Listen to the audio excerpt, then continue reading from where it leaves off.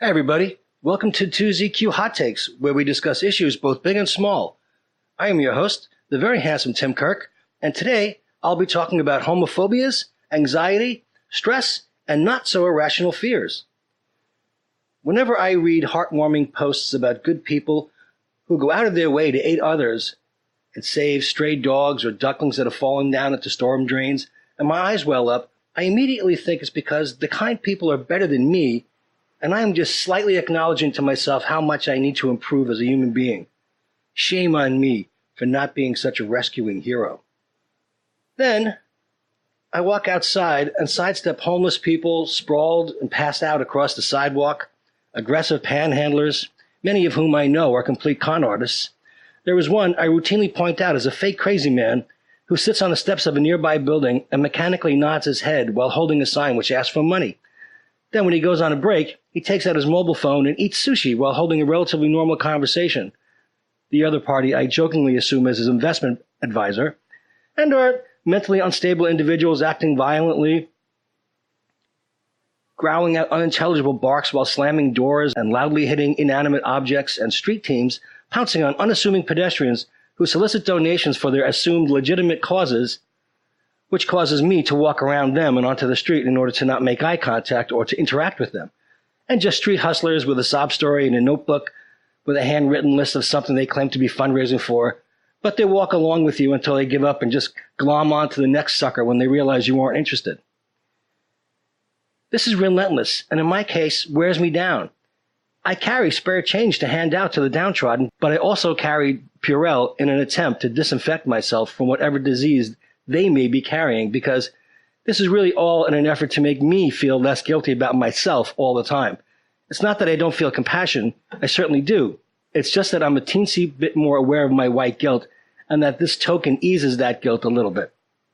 I've stopped fooling myself about this while I recoil from physical contact, because my first instinct is to avoid confrontation with potentially volatile persons, and I automatically, irrationally assume that these people are transmitting disease simply by allowing me to drop coins into their hands without making any actual physical contact. I'll admit a slight amount of germophobia, but I do not believe I am acting out of blind fear.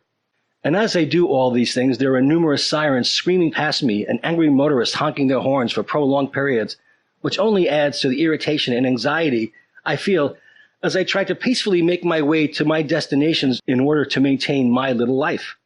I become weary and annoyed by the intrusion to my personal space, but I almost never afraid, and I do not believe that my actions are irrational, but that they are healthy defense mechanisms.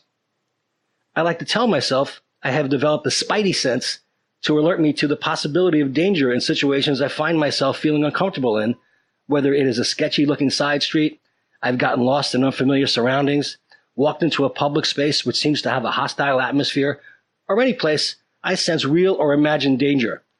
These I have rationalized to some extent, so I tell myself they aren't irrational. This is all because I believe that I want to improve myself and the quality of my life, my Sitzenleben, as it were. And out of curiosity, I have been Googling phobias and have been attempting to find out which phobias are more common amongst the LGBT community, and have not had much success in finding what gay people are irrationally fearful of, like spiders, clowns, roller coasters, heights, etc. The stereotypical notion of gay people being sissies who leap into the arms of companions when confronted with vermin, bats, snakes, etc. is still reinforced all the time. I've seen it on Modern Family. We shriek and run away to hide. More common depictions than I ever thought. It can be portrayed quite comically, yet this is quite offensive, and to state unequivocally, as it turns out, being an out gay person requires a substantial amount of bravery, and I'll talk about that too. Me, I suffer from vertigo, so I also correspondingly suffer from acrophobia. Just have a hard time dealing with tall escalators and can't look down from tall heights. Hard to explain to anyone who doesn't suffer from vertigo or acrophobia. It is not a conscious thing. I white knuckle it, grasping the handrails and looking down onto the treads of escalators and not around, down, or to the periphery. I knew one person who was afraid of bananas, and when they spoke of it in conversation, The assembled group had to turn their heads, bite their lips, and stifle grins. We all got Freudian on that one. I actually do know several people who are afraid of clowns. I love clowns and do not suffer from that anxiety-causing experience. I don't like snakes. I have seen them through the safety of glass-walled enclosures and zoos, and that is fine. I just don't want to come across one in my personal life. Oh, and the strangest thing is that I know someone who had a side gig of snake hunting. He used to go to the south and hunt snakes that he and his cohorts would bring back to New York and sell to reptile collectors. The weird thing was his uncanny ability to spot a snake slithering on the front lawn of my parents' suburban house and grab it with lightning-fast agility.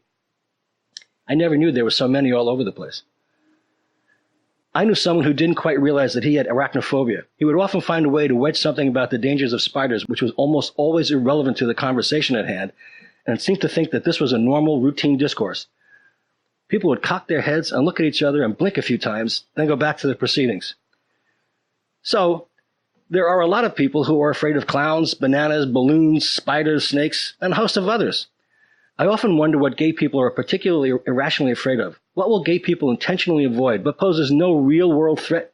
Or do LGBTQI people have the same fears as straight people? Hard to find much substantial information about that. We seem to be preoccupied with fears of more consequential threats to our lives. Instead of finding out what makes gay people irrationally fearful, I have, however, found an awful lot of information about not only homophobia, stress, and anxiety, but HOCD, which is a somewhat bizarre fear of being gay, where people who do not identify as gay are obsessed with the idea that they may be gay and engage in obsessive behavior as a reaction to that fear. I feel it is important to point out that George Weinberg, who lived from 1929 to 2017, was an American psychologist and author of several books. He coined the term homophobia in the 60s, and it first appeared in the press in 1969. With that in mind, an article by Dr. Elaine Ryan states that HOCD, which I just mentioned, stands for homosexual obsessive-compulsive disorder, and it is characterized by having unwanted thoughts about your sexual orientation. These thoughts are known as obsessions. It can take the form of purely an obsessive thought, intrusive thought, which can include thoughts and urges relating to your sexual preference, but these are usually hidden compulsions. Compulsions are the things you do to make yourself feel better, to reassure yourself that you are not gay. This could be watching porn to make sure that you are straight, or looking at guys to see if you're attracted to them. People with HOCD constantly question their sexual preference and are troubled by thoughts that they might be gay. Before developing HOCD, you would not have given any thought to your sexual preference as it would have been a given.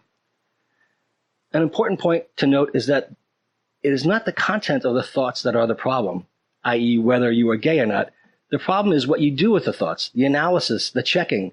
The need for certainty and reassurance is the problem. In other words, the compulsions. These are all characteristics of OCD and can be treated.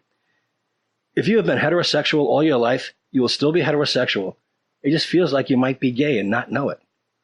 Thank you, Dr. Ryan. To classify and stratify all of this in the clinical sense. From helpguide.org. A phobia is an intense fear of something that in reality poses little or no actual danger. Common phobias and fears include closed-in spaces, heights, highway driving, flying insects, snakes, and needles. There are 4 general types of phobias and fears. Animal phobias, such as the fear of snakes, spiders, rodents, and dogs. Natural environment phobias, such as fear of heights, storms, water, and of the dark. Situational phobias, fears triggered by a specific situation, including the fear of enclosed spaces, claustrophobia, flying, driving, tunnels, and bridges.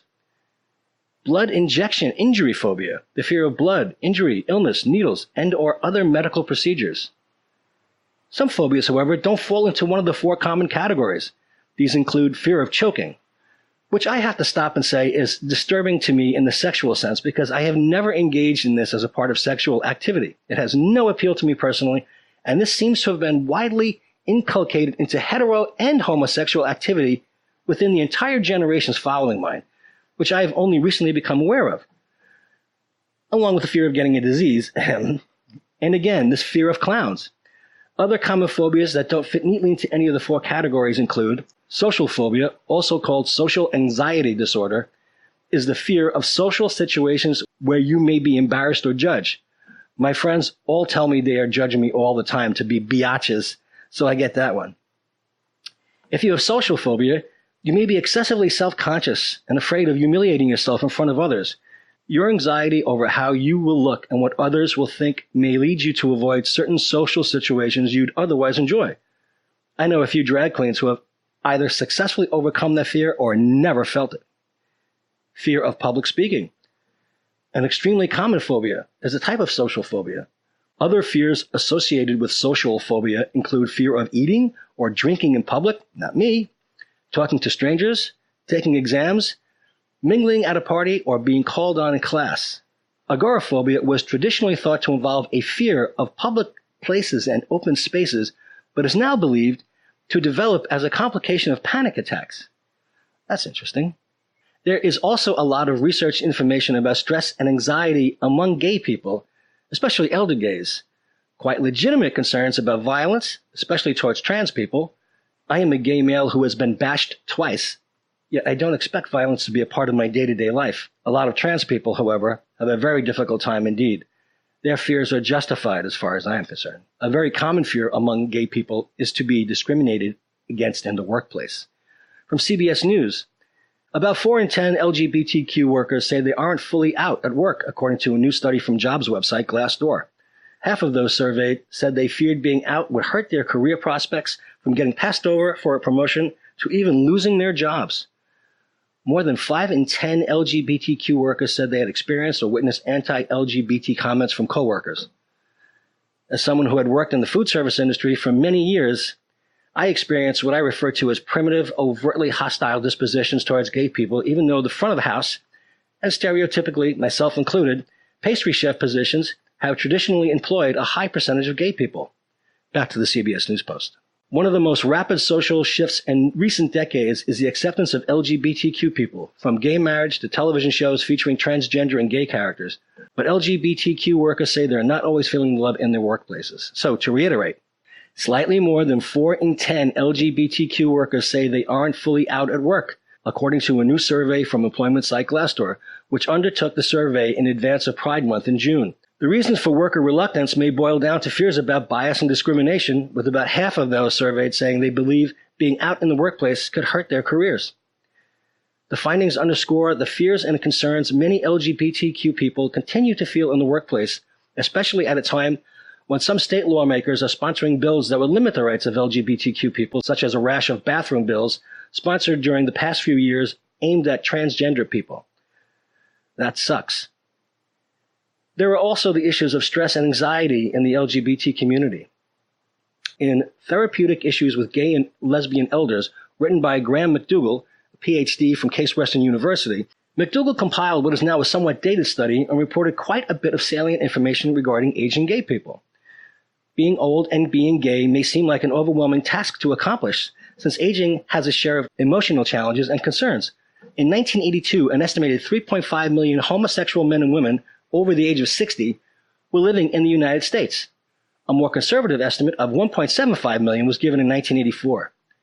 Loss is and was the predominant theme of aging in all older adults who experience many losses, which often occur simultaneously.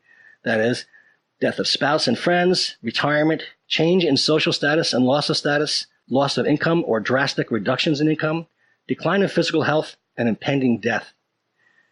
Emotional responses experienced by older people, such as anxiety, depression, grief and mourning, guilt, helplessness, loneliness, are universal, which means that homosexuals as well as heterosexuals will experience similar emotions in old age. In general, the mental health needs of the older homosexual are similar to the needs of the elder heterosexual. There are differences, however, in the way both groups have learned to cope with the stresses of life.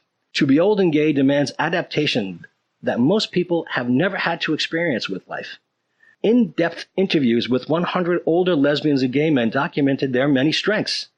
These strengths include learning at an early age to fend for themselves, cultivating several non-career interests, preserving friendships outside a lover relationship, increasing their personal autonomy, and adjusting easier to old age, since homosexuality means one has to live with a stigmatized identity throughout life. I would imagine more so in rural areas and other countries where attitudes are less accepting and tolerant about everybody who is not as conformist as the more urban conformists like the ones I am surrounded by. As a result of the learned coping strategies, Older homosexuals may be better prepared for old age and adapt easier to old age than elderly heterosexuals. In the same study from 1977 to 1982, there were numerous references related to myths and stereotypes of aging homosexuals and women. Older gays brought with them the following historical factors. These individuals grew up during a time of concealment during the 30s before the sexual revolution. The gay liberation movement did not occur until 1970. These men and women had to be secretive to survive. In fact, gay bars did not even appear until after World War II. A primary difference between older gays and younger gays is the bar scene. Older gays did not go to or do not frequent the gay bars. They tend to have more parties with private circles of friends. Again, this is a dated study, yet important. Older gays are at a strong risk of experiencing anxiety and stress related to illness and death. Both anxiety and stress have been implicated in the disease process of asthma, hypertension, and ulcers. Older gays and lesbians experience all the same stressors in life, plus issues such as concealment of their sexuality, loss of support from family, and homophobia. The conclusion was, the paper evaluated the mental health concerns of older gays and lesbians, and many of the myths concerning older homosexuals have been dispelled through research. The therapeutic issues affecting older gays are anxiety, bereavement, homophobia, homosexual dissatisfaction, intimacy, and sexuality. The good news is, older homosexuals have strengths and weaknesses just as all other people. However, they have additional coping strategies which allow them to enter old age at an advantage. So, in conclusion, it is somewhat silly on my or anyone else's part to assume that LGBT people have a distinct set of irrational fears when we have so much to cope with in the first place. Being out is an act of bravery. Being out at work is something I found liberating, and I became something of a beacon or a magnet to those who were inching their way out of the closet. Several friends came out to me in the course of their careers and never looked back. Others flopped in and out of the closet but never took a definitive stand. As I have maintained for a very long time, you are who you are in your own time, unless you go around hurting other people. Then all bets are off. And something to recognize and admire is that getting old as a gay person is a feat of physical and mental strength. Let's hope we all reach the finish line together. Thanks for listening. See you next time. And as the kiddies say, peace out.